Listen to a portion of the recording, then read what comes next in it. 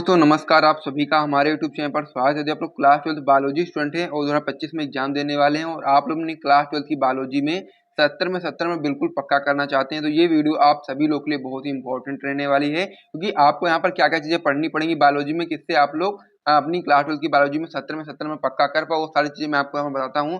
तो इससे पहले हम लोग क्लास 12 बायोलॉजी की पूरी किताब में आपके जितने भी इंपॉर्टेंट बहुविकल्पी प्रश्न थे वो सारे मैंने करवा दिए आपको। उसके फिर जितने भी आपके इंपॉर्टेंट अति लघु उत्तरीय प्रश्न थे उसको भी मैंने आपको सारे करवा दिए। फिर आपके जितने भी इंपॉर्टेंट आपके लघु उत्तरीय प्रश्न थे जो कि आपको 2025 की बोर्ड परीक्षा में आ सकते हैं उसको भी मैंने करवा दिया है। अब हम लोग क्लास 12 बायोलॉजी की पूरी किताब में आपके जितने भी इंपॉर्टेंट दीर्घ उत्तरीय प्रश्न होते हैं जो कि आपके 2025 की बोर्ड परीक्षा में आ सकते हैं उन प्रश्नों को कर रहे थे। इस सीरीज में अभी तक हम लोगों ने पार्ट नंबर 4 तक देख लिया था।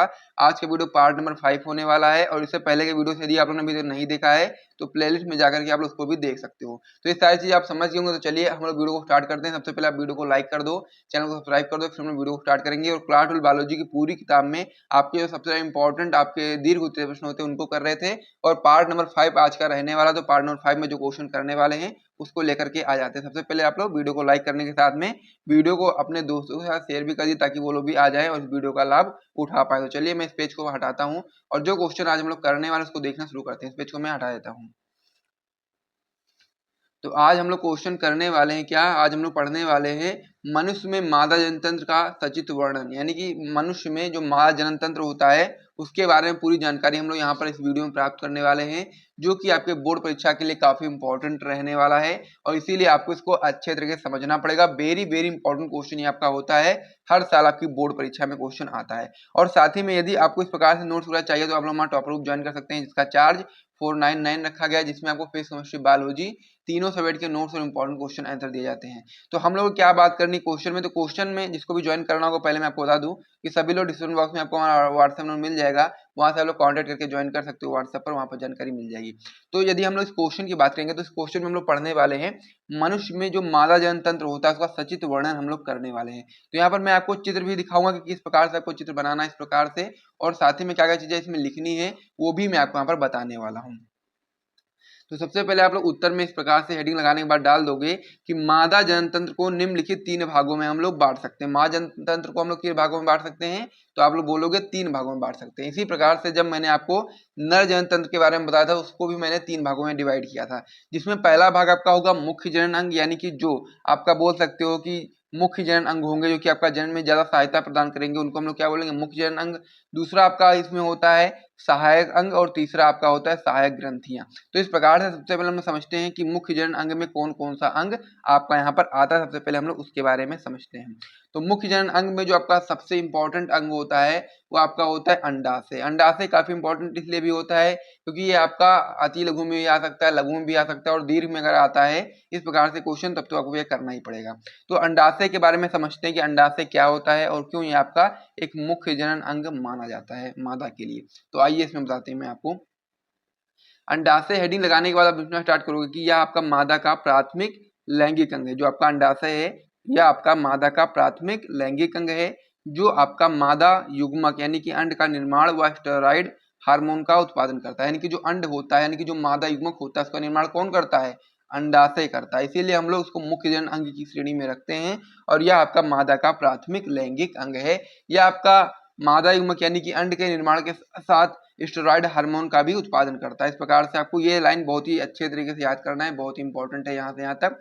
फिर आप लोग आगे से बता सकते हैं कि उदर के नीचे दोनों ओर एक एक अंडाशय यानी कि एक जोड़ी में होते हैं। उदर के नीचे आपके यहाँ पर 2 अंडाशय होते हैं यानी कि एक जोड़ी में आपके अंडाशय होते हैं उदर के नीचे दोनों ओर। ठीक है, इस प्रकार से आपको यहाँ पर समझ लेना है। आगे आप इसमें बताएंगे, आगे आप इसमें क्या बताओगे, आगे बताओगे आप लोग कि प्रत्येक अंडाशय जो आपका होता है यानी कि जो प्रत्येक अंडाशय होगा आपका 2 से 4 सेंटीमीटर तक लंबी होगी और साथ ही में 1.5 सेंटीमीटर चौड़ी और लगभग 1 सेंटीमीटर आपका मोटी बादाम के आकार की संरचना होती है। यानी कि जो अंडाशय होता है आपका बादाम के आकार की संरचना होती है, जो कि आपका 2 से 4 सेंटीमीटर तक लंबी, 1.5 सेंटीमीटर तक चौड़ी और साथ ही में लगभग 1 सेंटीमीटर तक मोटी बादाम के आकार की संरचना होती है। आगे आप अंडाशय में बताएंगे कि यह श्रोणी भित्ति से लिगामेंट द्वारा उदरीय गुहा में लटके होते हैं, यानी कि जो श्रोणि भित्ति होती है इससे लिगामेंट के द्वारा उदरीय गुहा में आपके अंडाशय लटके होते हैं। कैसे होता है डायग्राम, इसके बारे में आइए समझ लेते हैं। तो मुख्य जनन अंग में आपको जो था इसमें आपको अंडाशय ही पढ़ना है और अंडाशय में जितनी भी चीजें लिखनी है वो सारी मैंने आपको बता दी, आप लोग नोट कर लीजिए, फिर इसके डायग्राम के ऊपर हम लोग आ जाते हैं।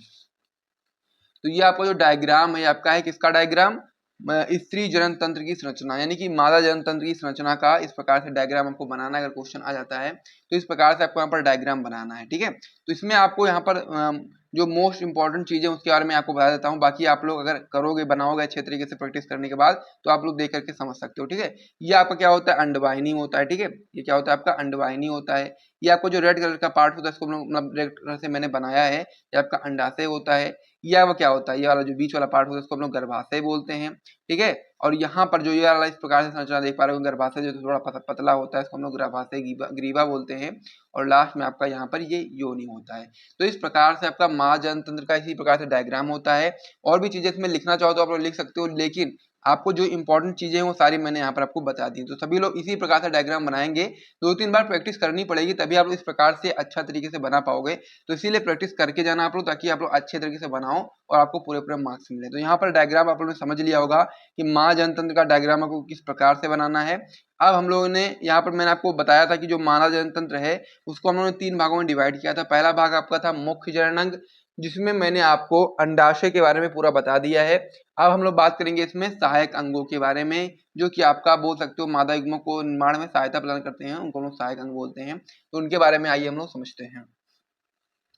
तो सहायक जनन अंग में आपका पहला अंग हो जाएगा अंडवाहिनी। अंडवाहिनी में आप बताएंगे कि जो आपका अंडवाहिनी होता है आपका एक जोड़ी पेशीय व नलिकाकार होता है। कैसा होता है अंडवाहिनी आपका, एक जोड़ी पेशीय व नलिकाकार होती है। या अंडाशय से गर्भाशय तक इसकी गुहा पश्चमाभी एपिथेलियम से स्तरित होती है। कैसा होता है कि आपका एक जोड़ी पेशीय व नलिकाकार होती है, या अंडाशय से गर्भाशय तक इसकी गुहा जो होती है पश्चमाभी एपिथेलियम से स्तरित होती है। प्रत्येक अंडवाहिनी जो आपका होता है उसमें आपके 3 भाग होते हैं, जैसा कि मैंने आपको यहाँ पर अंडवाहिनी बताया है। तो ये इस वाले अंडवाहिनी के आपके 3 भाग होते हैं। कौन कौन से भाग होते हैं इसमें आप बताएंगे। पहला आपका होता है कीपक, दूसरा आपका तुम्बिका, तीसरा आपका होता है संकीर्ण पथ। इस प्रकार से जो अंडवाहिनी होता है 3 भागों से मिलकर के बना होता है, जिसमें पहला भाग कीपक, दूसरा भाग तुम्बिका, तीसरा भाग पर संकीर्ण पथ होता है। तो इस प्रकार से अंडवाहिनी के बारे में मैंने आपको जानकारी दे दी है। अब हम लोग आगे बढ़ते हैं और दूसरा जो सहायक अंग है उसके बारे में समझते हैं। दूसरा आपका इसमें सहायक अंग हो जाता है गर्भाशय। गर्भाशय के बारे में आप बताएंगे कि जो गर्भाशय होता है उसमें आप क्या बताओगे, आप बताओगे कि गर्भाशय में आप बताओगे कि मादा में केवल एक गर्भाशय पाया जाता है। मादा में कितने गर्भाशय पाए जाते हैं, तो आप क्या बोलोगे, केवल एक गर्भाशय मादा में आपका पाया जाता है। आगे आप इसमें बताएंगे कि जिसे बच्चेदानी भी कहते हैं, कि जो गर्भाशय होता है इसको हम लोग बच्चेदानी भी कहते हैं, क्योंकि बच्चा इसमें आपका बनता है, ठीक है। आगे आप इसमें बताएंगे कि यह आपका 8 सेंटीमीटर लंबी खोखली पेशीय होते हैं, यानी कि जो आपका बच्चेदानी यानी कि जो गर्भाशय होता है यह आपका 8 सेंटीमीटर तक लंबी खोखली साथ ही में पेशीय होती है। इसमें जो रक्त की मात्रा होती है वो प्रचुर मात्रा होती है, और साथ ही में यह भी आपका श्रोणि भित्ति से लिगामेंट के द्वारा जुड़ा रहता है। तो इस प्रकार से गर्भाशय के बारे में भी मैंने आपको बता दिया कि गर्भाशय भी एक आपका मुख्य सहायक अंग के रूप में आप लोग जान सकते हो, जिसको हम लोग बच्चेदानी भी बोलते हैं। आपका 8 से 8 सेंटीमीटर तक लंबी खोखली पेशी होती है। इसमें रक्त की मात्रा मतलब की प्रचुर होती है, जितने भी आवश्यकता होती है उससे उसके आसपास की मात्रा इसमें रक्त की होती है, और यह आपका श्रोणि भित्ति से लिगामेंट द्वारा जुड़ी रहती है। तो इस प्रकार से सहायक अंग में आपका दूसरा अंग भी कंप्लीट हो गया है। अब हम लोग अगले की ओर बढ़ जाते हैं।